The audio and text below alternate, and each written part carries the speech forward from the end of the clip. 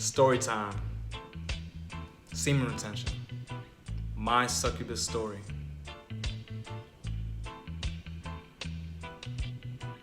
Hello world, Son of the Soul here, ready to shine some light. How you feeling today? How you breathing today? Now, today we're going to be talking about my succubus story. I'm about to explain everything right now to you.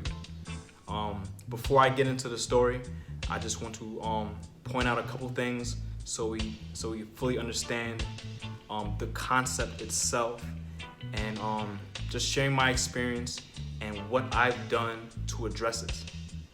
If you've experienced a succubus before, this could help you.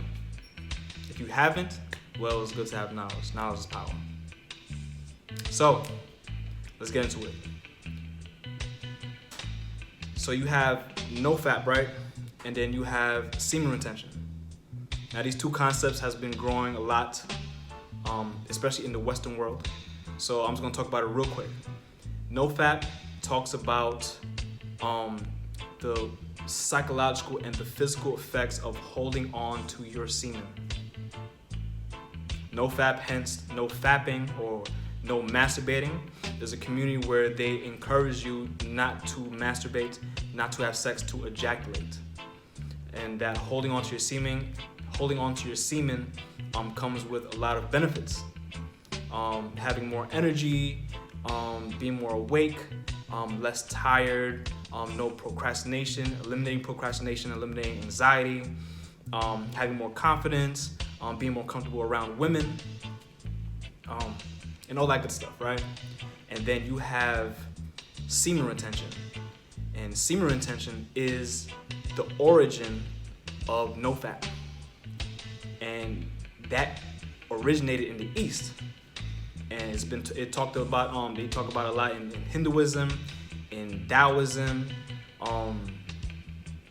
Buddhism, and basically it talks about the esoteric, the spiritual perspective of holding on to your seed. So it's all the benefits you hear from nofap plus the esoteric, the spiritual perspective of holding on to your seed. Now, what you need to realize, if you are holding on to your seed, right, you're going to accumulate a lot of energy, especially if you're not used to doing it, right? If you're holding on to your seed for a period of time that you've never done before, you're going to be accumulating a lot of energy that you're not normally used to. You understand? And that energy is very, very attractive.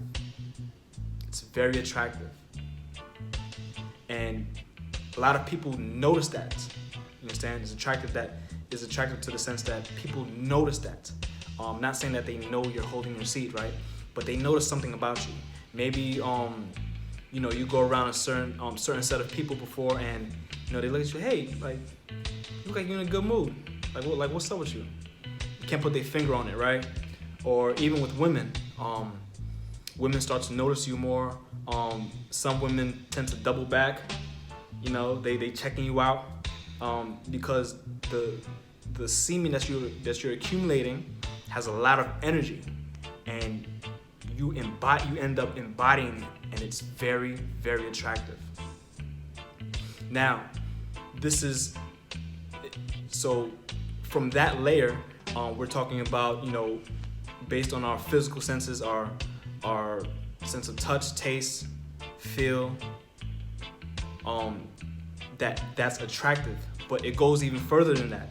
And that's where the esoteric, the spiritual perspective comes into it, is that it's very attractive to entities in different dimensions. Different entities notice this energy as well. You understand? And because we live on this physical plane, and if a lot of people's third eye may not be open, that we can't sit here and just identify that. Only if your third eye is matured, that you may notice these things. But it's very attractive to entities in different dimensions. Now, the one that I'm about to talk about right now is the succubus. And the succubus has a knack for stealing sexual energy, specifically in men. The succubus, it likes to take sexual energy. It feeds off of sexual energy. I don't know what else is in this diet, but what I know is that it likes to feed off of sexual energy.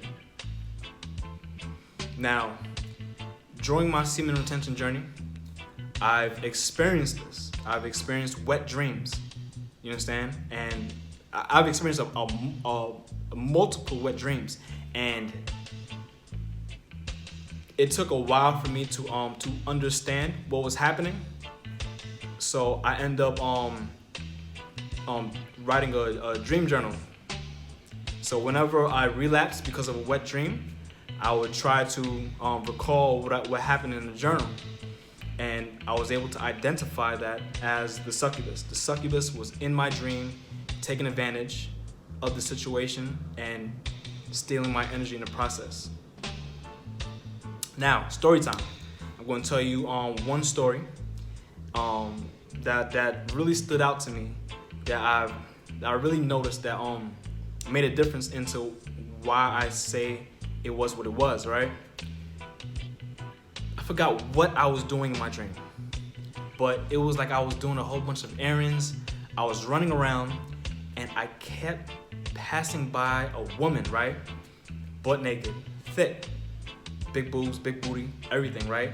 And she is on her knees, and she's just butt naked, and she has her mouth open. And I remember passing by, and I'll see her in the corner of my eye, and she would just stand there, just with her mouth open, right? And for some reason, I passed her like multiple times. You know what I'm saying? Like, I was in different places. I don't know what I was doing. I was doing a whole bunch of errands, but I was in multiple places, and I kept passing by this woman. I don't remember her face. It was kind of like blurred out, but I could see her mouth open, right? And for some reason, I just looked at her, and I started getting horny. And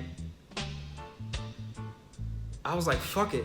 And I just went up to her, and I pulled down my pants, I whipped it out. And the moment I put my dick in her mouth, I just felt the contraction.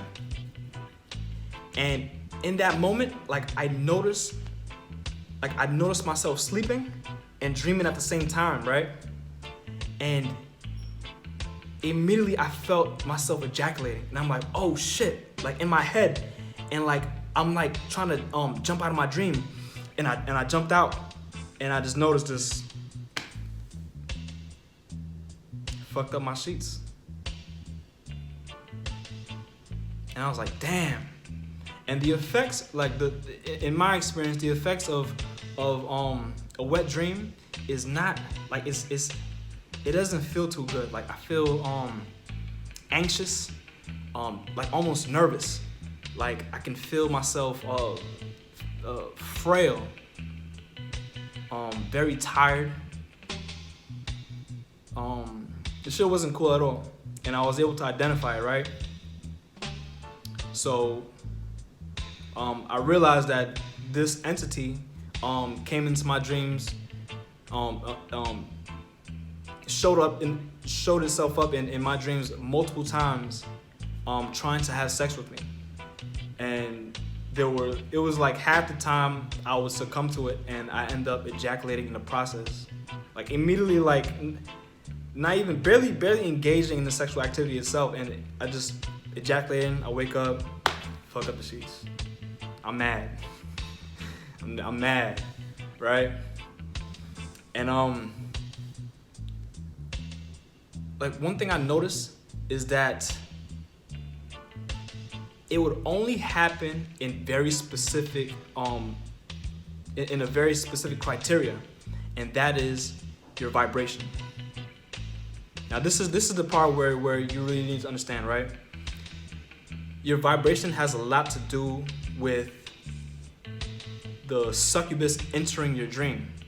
So a lot of the times, pretty much all those times where the succubus entered my dream was when I probably wasn't in a good mood, probably very frustrated, or overwhelmed, burnt out, feeling very lustful, very lustful.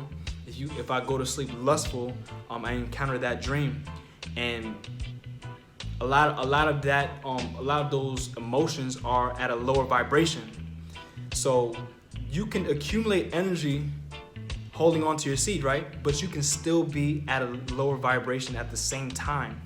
And that right there is literally like, it's like the chink in the armor that the succubus tends to exploit and take advantage of the situation by trying to take your seed. So a lot of the times, if I'm not in a good mood, if I'm lustful, if I have these feelings and I go to sleep with it, if I go to sleep in those feelings, catch me slipping, right? So what you have to pay attention to is your vibration. Like, how are you breathing right now? How am I breathing right now? Before I go to sleep, like, where am I in my head? How am I feeling emotionally? Like, how is my vibration? And if you can tend to that before you go to sleep, you are less likely to encounter the succubus. Now, there was plenty of times where I've encountered the situation in my dream where, like, a woman is trying to have sex with me, right? And I would deny it. Like, I would flat out deny it, right? And I feel like that had a lot to do with the habit I was creating for myself in my waking state, right? Like, on a daily basis, like, this is in my mind. Like, I'm holding on to my seed. This is something that I do. It's a lifestyle, and it translated in my dream where, like, in my dream, I'm holding on to my seed. I'm being mindful of who I'm having sex with, and I end up dodging those bullets in the process. So a lot of it has to do with, how you take care of yourself for the day. If holding on to your seed is something serious to you, then you are less likely to succumb to the succubus in your dream. Eating heavy foods and heavy liquids before you go to sleep, what that's going to do is going to press on to your prostate gland. And if you do that and then you're on a lower vibration at the same time, it's going to be easy for the succubus to take advantage of that moment, and you end up busting in the process.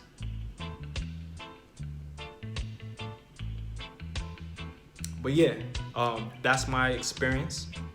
That's one of my stories. I might make another video on it to talk about a whole bunch of other stories, but I just really wanted to point out that this is something that I've experienced, and it's something that I'm addressing to, is that before I go to sleep, like, how am I feeling?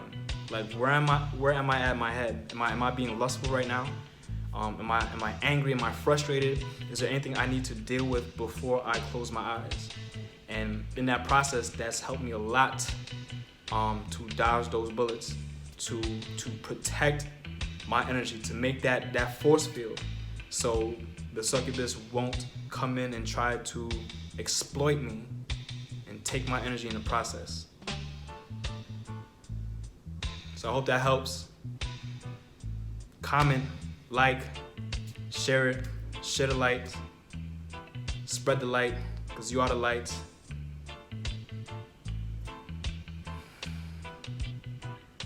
Peace.